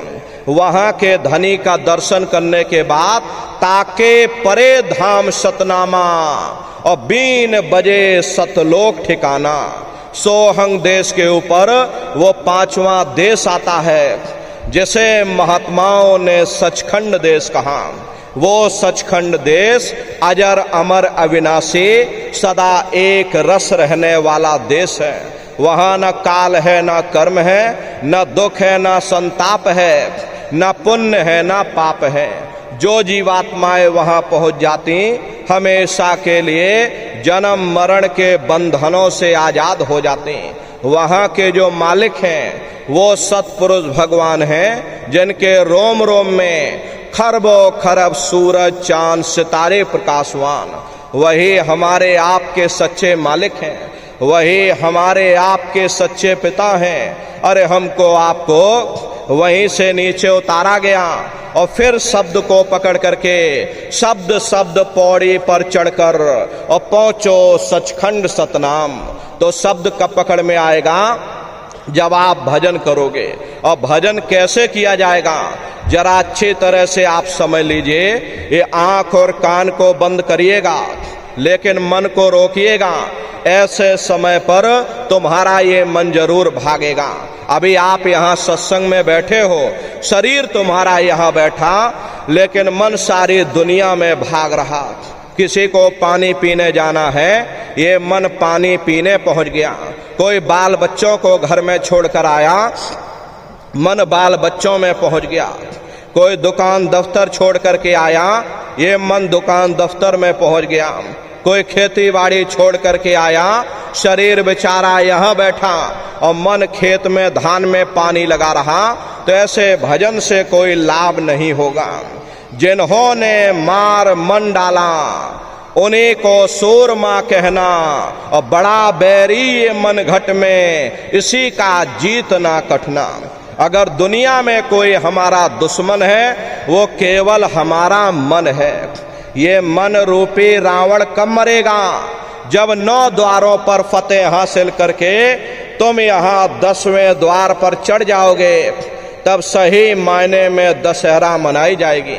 अरे बाहर की दशहरा नहीं है जो लकड़ी का रावण बना देते हो और फूंक फांक करके घर चले आते, कहते भाई हमने रावण मार दिया। महात्माओं ने कहा था भाई सही मायने में तुम दशहरा कब मनाओगे? जब 9 द्वारों पर फतेह हासिल करके तुम यहाँ 10वें द्वार पर चढ़ जाओगे, तब सही मायने में विजयदशमी मनाई जाएगी। तब ये मन रूपी रावण तुम्हारा मरेगा और तब तुम्हारी ये जीवात्मा, इसी जीवात्मा को महात्माओं ने राम भी कहा। अरे आपकी धर्म पुस्तकों में लिखा है, एक राम दशरथ का बेटा, एक राम घट घट में लेटा, एक राम का शकल पसारा और एक राम है सबसे न्यारा। एक वो राम है जो अयोध्या के वासी हैं और एक राम घट घट में लेटे, यानी हमारी आपकी जीवात्मा जो हर एक के अंदर मौजूद है। महात्माओं ने कहा भाई एक वो राम है और एक राम का शकल पसारा, यानी पहले स्थान के मालिक वो निरंजन भगवान जिनको दुनिया त्रिलोकीनाथ कहती है, जिनका ये पूरा पसारा पूरा संसार है। महात्माओं ने कहा भाई एक वो राम है और एक राम है सबसे न्यारा, 5वें स्थान के मालिक वो सतपुरुष भगवान जो हमारे आपके सच्चे पिता हैं। महात्माओं ने कहा भाई एक वो राम है। तो महात्मा तो उस राम की महिमा गाते हैं। मोटी बात आप पकड़िए कि भजन कैसे करोगे, तो आंख और कान को बंद कर लेना, ऊंचा ध्यान दे करके सुनना। शुरू में सीटी जैसी आवाज आप सभी को सुनाई पड़ेगी, उसे पकड़ लेना, सुनते रहना। कुछ समय बाद में दोबारा आपको अनुभव होगा कि कहीं बड़ी दूर से एक महीन आवाज, घंटे और शंख की आवाज हमारे कानों में बज रही। प्रेमी भाई बहनों, जब घंटे और शंख की आवाज आपको सुनाई पड़ने लग जाए, तब आप सीटी की आवाज को छोड़ देना और घंटे शंख की आवाज को पकड़ लेना। एक बार प्रेमी भाई बहनों आप उस आवाज को पकड़ लो, फिर वो आवाज आपको नहीं छोड़ेगी, खींच करके शरीर से बाहर कर देगी। फिर रोज आना, रोज जाना, रोज ब्रह्मांडों की सैर करना, रोज देवी देवताओं के दर्शन करना, रोज राम और कृष्ण के दर्शन करना और घूम करके फिर अपने शरीर रूपी घोंसले में वापस चले आना। तो सुमरन, ध्यान और भजन, ये 3 क्रियाएं आपको बताई गई। रास्ता सच्चा है, आप करोगे तो आपको अनुभव होगा, लेकिन नित्य नियम से करिएगा, नागा नहीं होना चाहिए। अरे आप शरीर को भोजन देते हो, सुबह दोपहर शाम और रात खाते रहते हो, लेकिन कभी आपने ये विचार नहीं किया, ये जीवात्मा जो जन्म जन्मांतरों से बेचारी भूखी प्यासी बैठी है, कभी अपनी जीवात्मा को तुमने भोजन नहीं दिया, जिसकी शक्ति से तुम्हारा इतना बड़ा ये शरीर चल रहा, तो कभी अपनी जीवात्मा को तुमने भोजन नहीं दिया। अरे इसका भोजन भजन है, इसका भोजन शब्द है, इसका भोजन नाम है। अपना ये नियम बनाइए कि पहले हम अपनी जीवात्मा को भोजन देंगे, फिर अपने शरीर को भोजन देंगे। अगर ये नियम आपका बन गया तो आपका लोक भी बन जाएगा और आपका परलोक भी बन जाएगा। प्रेमी भाई बहनों, उस मालिक को पाने के लिए तुम्हें घर बार छोड़ने की जरूरत नहीं है, तुम्हें समाज छोड़ने की जरूरत नहीं है, तुम्हें जात और बिरादरी बदलने की जरूरत नहीं है। अरे जात पात के रगड़े झगड़े ये हमारे अपने नहीं है, ये सिर्फ हमारे मन की खुराफात है। आप सभी लोग बुद्धिमान हो, अपनी अपनी बुद्धि से आप सभी लोग जरा विचार करिएगा। जब गुरु नानक साहब नहीं आए थे तब कोई सिख नहीं था, जब मोहम्मद साहब नहीं आए थे तब कोई मुसलमान नहीं था, जब ईसा मसीह साहब नहीं आए थे तब कोई ईसाई नहीं था। और पीछे लौटते चले जाओ तो केवल मनुष्य ही मनुष्य रह जाते। ये रगड़े झगड़े किसने पैदा किए? ये हमने आपने पैदा किए। अरे कोई भी महात्मा यहाँ पर आकर के ना कोई कौम मनाने आता है, ना कोई महात्मा यहाँ पर मजहब चलाने आते हैं, न कोई यहाँ पर जात और बिरादरी को बदलने आते हैं, और ना ही आप हमारे हाथों में ये डंडे और तलवारें देने के लिए आते हैं। अरे आप तो सच्चा मार्ग, सनातन मार्ग समझाने के लिए इस धरा भूमि पर शरीर रूप में अवतरित होते हैं। प्रेमी भाई बहनों, आप अपनी बुद्धि से विचार करिएगा। सुपच जात के भंगी थे, रैदास जी जात के हरजन थे, मीराबाई जात की छत्राणी थी। अगर वे सब उस मालिक को प्राप्त कर सकते हैं तो आप भी उस मालिक को प्राप्त कर सकते हो। जाति पाति पूछे नहीं कोई, और हरि का भजय सो हरि का होई। लोग यहाँ जात पात बनाते बनाते मर गए, लेकिन ऐ नन्नारियों, जब तुम्हारी ये जीवात्मा इस मनुष्य रूपी चोले को छोड़ करके ऊपर धर्मराज की कचहरी में पहुंचेगी, वहां न तुमसे ये पूछा जाएगा कि भाई तुम के जाति के हो, या तुम किस कौम के हो, या तुम किस मजहब के हो, तुम हिंदू हो या मुसलमान हो, तुम हिंदुस्तान से आए हो या तुम पाकिस्तान से आए हो। अरे वहां तुम्हारे कर्म देखे जाएंगे, भक्ति भाव देखा जाएगा, मालिक से मिलने का प्रेम और प्यार देखा जाएगा। इसीलिए महात्मा समझाते हैं कि भाई मालिक को पाने के लिए तुम्हें जात बिरादरी बदलने की जरूरत नहीं है, तुम्हें समाज छोड़ने की जरूरत नहीं है, तुम्हें घर परिवार छोड़ने की जरूरत नहीं है, तुम्हें बाल बच्चे छोड़ने की जरूरत नहीं है, तुम्हें जंगलों पहाड़ों में भटकने की जरूरत नहीं है, तुम्हें साधु सन्यासी और बाबा बनने की जरूरत नहीं। अरे भाई तुम अपने अपने घर परिवार में रहो, अपने अपने बाल बच्चों के साथ रहो, अपने अपने समाज में रहो, समाज की रीत नीति के अनुसार रहो, मेहनत और ईमानदारी से काम करो, और 24 घंटे में घंटा 2 घंटा अपनी जीवात्मा के कल्याण के लिए सुरत शब्द नाम की कमाई यानी सुमरन ध्यान और भजन करिएगा। यही दौलत तुम्हारे काम आएगी और बाकी सब यहीं पड़ा रह जाएगा। सुई की एक नोक भी तुम्हारे साथ में जाने वाली नहीं है। अरे बड़े बड़े राजे महाराजे आए, सारी जिंदगी उन्होंने ये किला बनाते बनाते गुजार दिया। आज उनके किलों को जाकर देखिए, आज खंडहर बने पड़े हुए। विश्व विजेता सिकंदर सारी दुनिया पर राज करने का ख्वाब देखता था, वो भी मुट्ठी खोल करके चला गया। कोई क्या साथ लेकर के जाएगा? जो चीज तुम्हारे साथ में जाने वाली है वो केवल परमात्मा की भक्ति है। इसलिए प्रेमी भाई बहनों, वो दौलत कमा लो जो अंत समय में तुम्हारे काम आवे। अरे आप कहीं नात रिश्तेदारी में जाते हो तो पूरी तैयारी करके जाते हो। यहाँ भी आप सत्संग सुनने आए हो तो पूरी तैयारी के साथ आए होगे।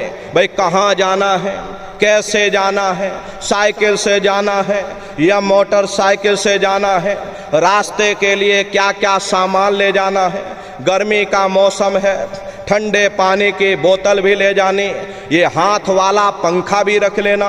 अरे पूरा बंदोबस्त करके चलते हो।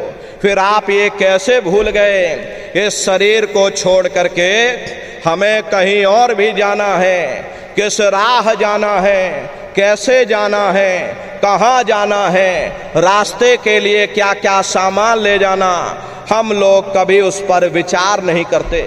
मोह माया की गफलत में मनुष्य की अकल मारी गई, मनुष्य विचार नहीं कर पाता। महात्मा समझाते हैं कि भाई चंद श्वासों की पूंजी ये गिन करके आपको मिली हैं। जो श्वास एक बार निकल जाएगी वो दोबारा आने वाली नहीं है। एक समय ऐसा आएगा ये बुलबुला तुम्हारा फूट जाएगा, फिर ना जाने दोबारा ये मनुष्य शरीर मिले ना मिले। अरे भटकते रह जाओगे युगों युगों के लिए नरकों और चौरासियों में। इसलिए प्रेमी भाई बहनों, अहो भाग्य है आपका, आपको ये मनुष्य शरीर मिल गया।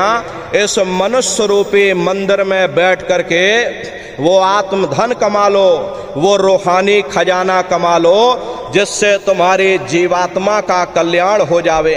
तो सुमरन, ध्यान और भजन नियम से आप लोग करिएगा। और सभी लोग शाकाहारी रहना, क्योंकि हमारे गुरु महाराज ने शाकाहार पर विशेष जोर दिया। गुरु महाराज हमारे कहते थे, ए बच्चे बच्चियों, तुम लोग शाकाहारी रहना, शाकाहार का प्रचार करते रहना। इसी से देश और दुनिया में भारी परिवर्तन होगा। प्रेमी भाई बहनों, परिवर्तन कोई कानून बनाने से नहीं होता, परिवर्तन कोई आंदोलन करने नहीं होता, परिवर्तन कोई तोड़ फोड़ करने से नहीं होता। परिवर्तन तब होता है जो लोगों के विचार बदलते हैं, लोगों की भावनाएं बदलती हैं। और विचार जब बदलेंगे तो लोगों का खान पान शुद्ध होगा। अरे देसी कहावत है, जैसा खाए अन्न वैसा होए मन।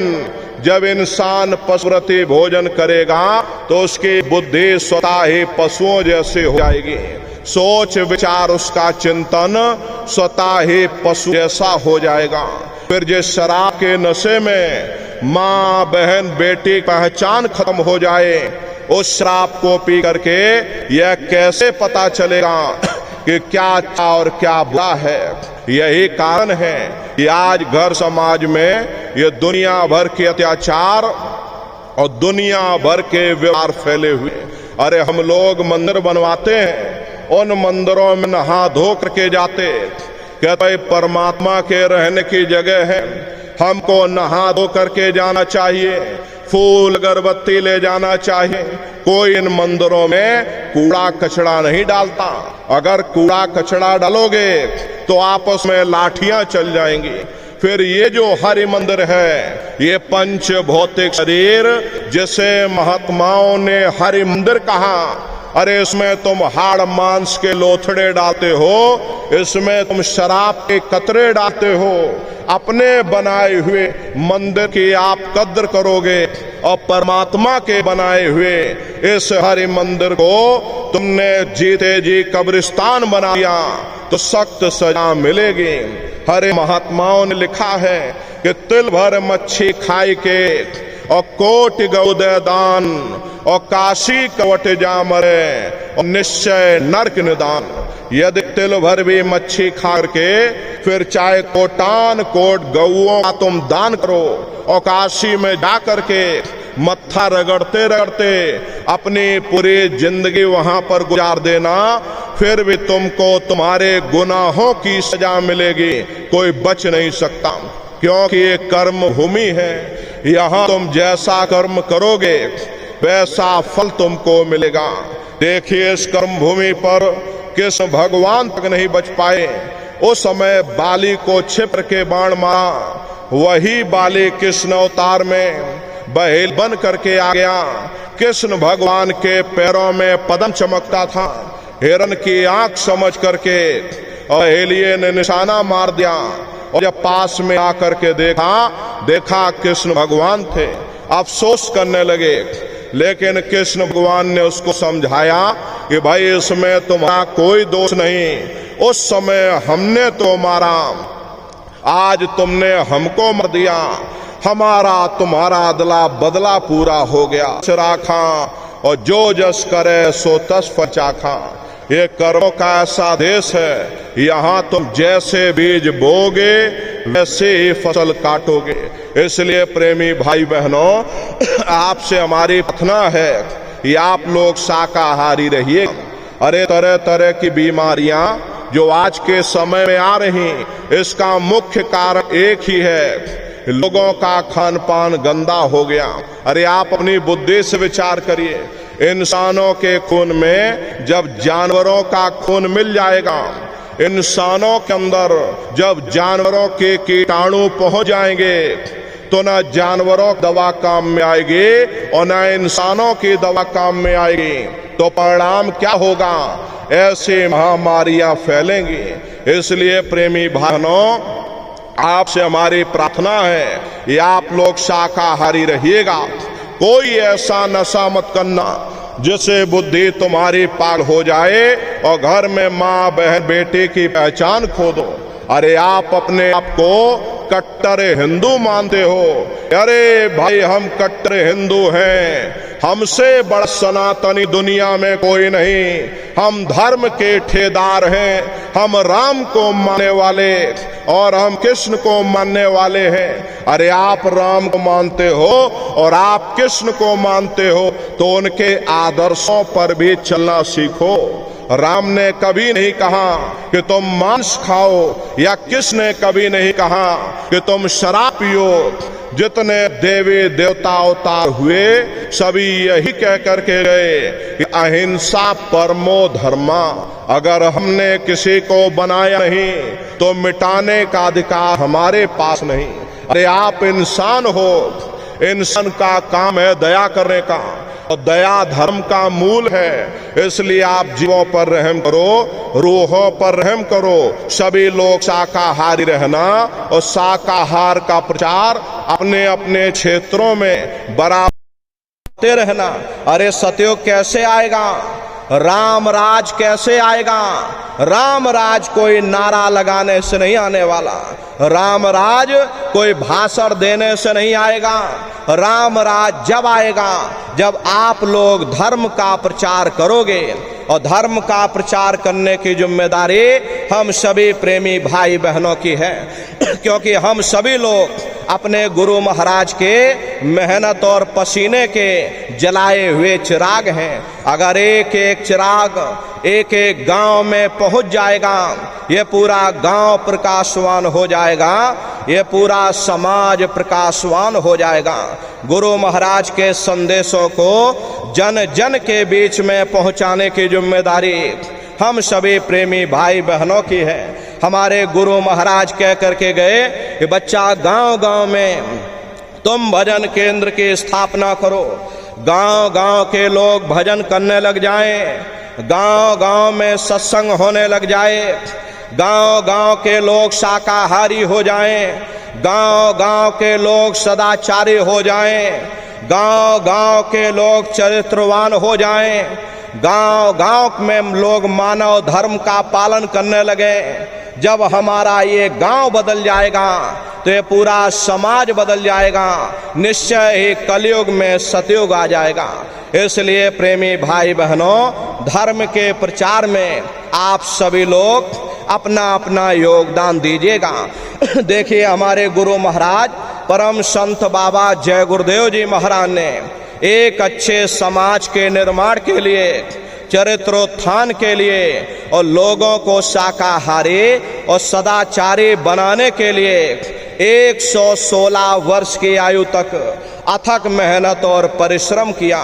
हमारे गुरु महाराज ने अपने गुरु की याद में मथुरा आश्रम पर इतना विशाल मंदिर बनवाया। गुरु महाराज हमारे कहते थे कि बच्चा, मंदिर का वो देवता वहां पर बैठ करके बरकत बांट रहा। अरे आप लोग आइए, वहां कोई रुपया पैसा नहीं चढ़ाया जाता, कोई चंदा चुटकी नहीं। अरे आप लोग आए, मंदिर के देवता के सामने अपनी एक बुराई को चढ़ा दीजिए।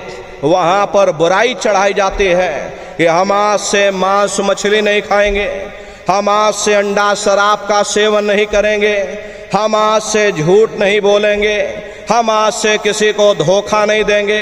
अरे आप अपनी एक बुराई चढ़ा दो, आपकी एक मनोकामना पूरी होगी। ऐसा वरदानी मंदिर गुरु महाराज ने अपने गुरु की याद में मथुरा आश्रम पर बनवाया। उन्हीं की याद में ये पावन भंडारे का कार्यक्रम 20 दिसंबर से और 24 दिसंबर तक मथुरा आश्रम पर मनाया जाएगा। तारीख आप लोग याद रखिएगा, 20 दिसंबर से और 24 दिसंबर तक ये भंडारे का कार्यक्रम होगा। तो आप सभी प्रेमी भाई बहन भंडारे के कार्यक्रम में पधारिएगा। देश के कोने कोने से दसियों लाख की संख्या में सत्संगी प्रेमी भाई बहन मथुरा दरबार में पधारते हैं। उनके रहने ठहरने के लिए अलग अलग जिलों के टेंट राउटी डेरे लगाए जाते हैं। भोजन पानी के लिए अलग अलग जिलों के वहाँ निःशुल्क भंडारे चलाए जाते। हजारों हजार की संख्या में बराबर वहाँ पर भंडारे चलते रहते हैं। अपना बहुत बड़ा आश्रम है, करीब करीब 10 किलोमीटर के व्यास में अपना आश्रम बना हुआ, वहीं पर एक कार्यक्रम होता है। अपने आश्रम पर गुरु महाराज की एक छोटी सी गौशाला भी है। गुरु महाराज के पास में कुल 2 गाय थी। 2 गायों का इतना बड़ा परिवार है कि आज के समय में करीब करीब 3000 गायें हैं और 3000 के ऊपर सांड हैं। गौशाला अलग है और नंदीशाला अलग है। किसी को बाहर नहीं भेजा जाता, क्योंकि हमारे गुरु महाराज कह करके गए, बच्चा इनको यहीं रखना, यहीं सेवा पानी करना। अगर बाहर भेज दोगे तो लोग मार देंगे, काट देंगे। इसीलिए चाहे गाय हो या चाहे बैल हो, हमारे यहाँ किसी को बाहर नहीं भेजा जाता। गायों के लिए अलग से गौशाला है और सांडों के लिए अलग से नंदीशाला बनी है। उसी के बगल में अपना एक बहुत बड़ा विद्यालय भी है, जिसमें 2,500 से 3,000 बच्चे निःशुल्क विद्या अध्ययन करते हैं। कॉपी किताब, पढ़ाई लिखाई, भोजन पानी बिल्कुल निःशुल्क है। उसी के बगल में अपना एक बहुत बड़ा अस्पताल भी है। प्रेमी भाई बहनों, वो गुरु महाराज की कर्म भूमि है और गुरु महाराज के जन्म भूमि, जहाँ पर हमारे गुरु महाराज का जन्म हुआ, जिला इटावा, ग्राम खितौरा में है। जैसा भव्य मंदिर मथुरा दरबार में बना हुआ, उसी तरह से भव्य मंदिर गुरु महाराज की जन्म भूमि पर बन करके तैयार हो चुका। ये जो आप पोस्टर देख रहे हो, उधर जो लगा हुआ, वो गुरु महाराज के जन्म भूमि का मंदिर है। और इधर जो ये पोस्टर लगा है, ये मथुरा दरबार का मंदिर है। प्रेमी भाई बहनों, समय निकाल करके दरबार में आप लोग पधारिएगा और अपने अपने बच्चों को भी साथ में लेकर के आया करिए। हम लोग ये सोचने लगते हैं कि अरे बच्चों को क्या करेंगे ले जाकर, ये बच्चे छोटे हैं, इनको घर में रहने दो, इनको पढ़ाई लिखाई करने दो, अभी इनकी पढ़ाई लिखाई की उम्र है। ये सत्संग सुनना और ये भजन पूजा पाठ करना, ये तो हम लोगों का काम है। इन बच्चों को घर पर पढ़ाई लिखाई करने दो। प्रेमी भाई बहनों, बस यहीं पर हम आप धोखा खा जाते। अरे पढ़ाई लिखाई जरूरी है, हम ये बात आपकी मानते हैं कि आज के समय में शिक्षा बहुत जरूरी है। अरे हमको भी गुरु महाराज ने पढ़ाया लिखाया, हमको ये अंगूठा छाप नहीं है, गुरु महाराज ने हमको भी पढ़ाया लिखाया। प्रारंभिक शिक्षा हमारे गुरु महाराज के जन्मभूमि पर हुई, क्योंकि जो गुरु महाराज के जन्मभूमि है वही हमारी भी जन्मभूमि है। 1 से लेके 5 तक हम वहीं पर पढ़ाई किए। उसके बाद गुरु महाराज ने मथुरा बुला लिया, आगे की पढ़ाई लिखाई 10वीं किया, 12वीं किया, BA किया, LLB किया। तो कहने का मतलब ये है कि गुरु महाराज ने हमको भी पढ़ाया लिखाया। लेकिन प्रेमी भाई बहनों, पढ़ाई लिखाई के साथ साथ अच्छे संस्कार भी जरूरी हैं। और संस्कार कोई MA BA की डिग्री करने से नहीं पढ़ते, संस्कार कोई डिप्लोमा करने से नहीं पढ़ते। अगर MA BA की डिग्री करने से बच्चों के अंदर संस्कार पड़ गए होते तो हिंदुस्तान में इतने वृद्धाश्रम न खोले जाते। अरे संस्कार पढ़ेंगे महात्माओं के वचनों से, संस्कार पढ़ेंगे सत्संग के माध्यम से। ये बच्चे देश के भविष्य हैं, इन बच्चों के अंदर अच्छे संस्कार डालना ये समय की बहुत बड़ी मांग है। अरे आज के समय में बच्चों के अंदर संस्कारों की कमी देखी जा रही, वरना पहले के समय में अकेले माँ बाप अपने 4-4 बच्चों को पाल लेते थे।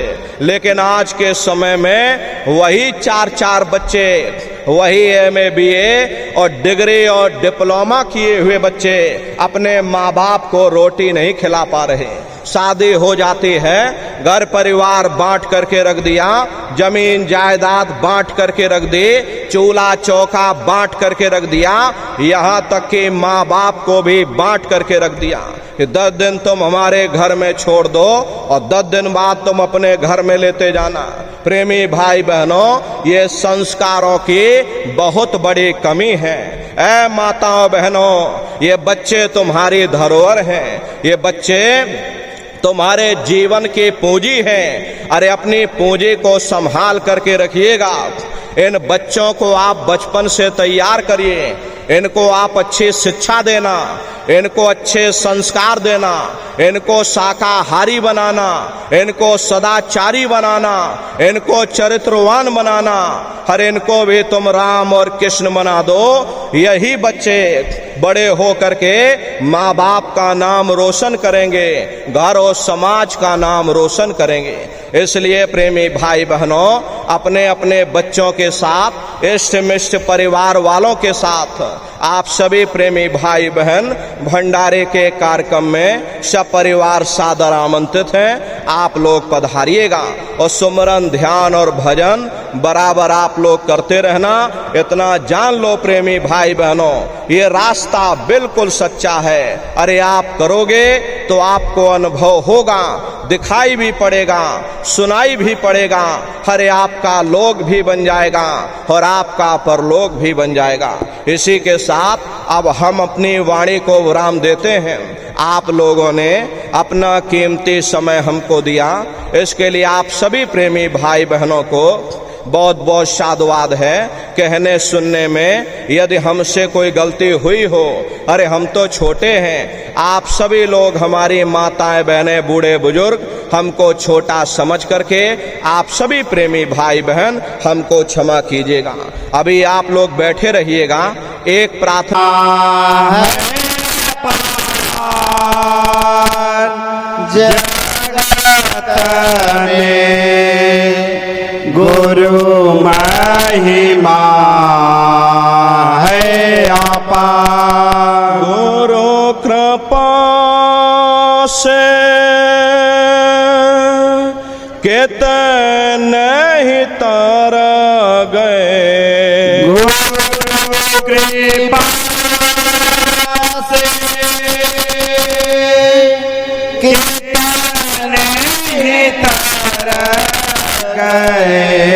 गए भावों से पार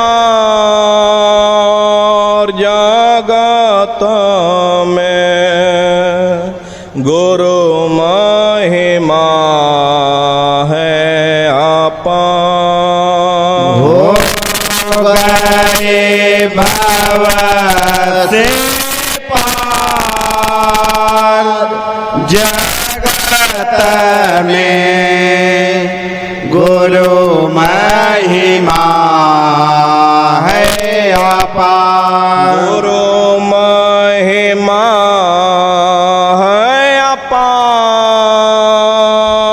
जगत में गुरु महिमा है अपार। गुरु महिमा है अपार जगत में गुरु महिमा है अपार। पत्थर में भी प्राण पुगाते, पत्थर में भी प्राण पुगाते, जड़ को चेतना वंथ बनाते, जड़ को चेतना वंथ बनाते, दया भंडार जगत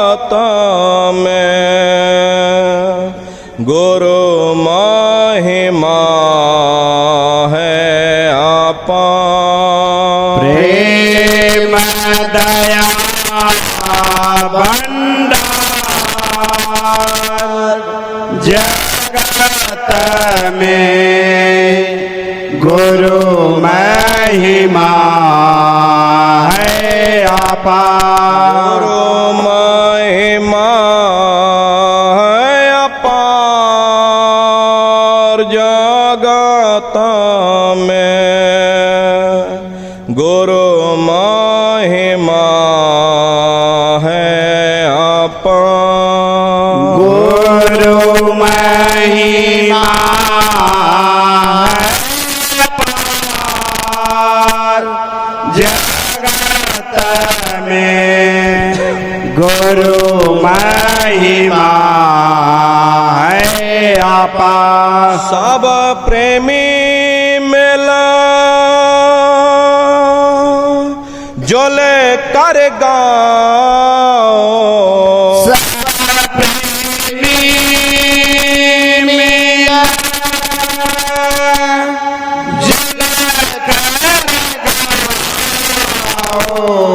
गुरु नाम की धूम मचाओ। गुरु नाम की धूम मचाओ। गुरु नाम है सार जगत में। गुरु महिमा है अपार। गुरु महिमा है अपार जगत में। गुरु महिमा है अपार। गुरु महिमा है अपार जगत में। गुरु महिमा है अपार। गुरु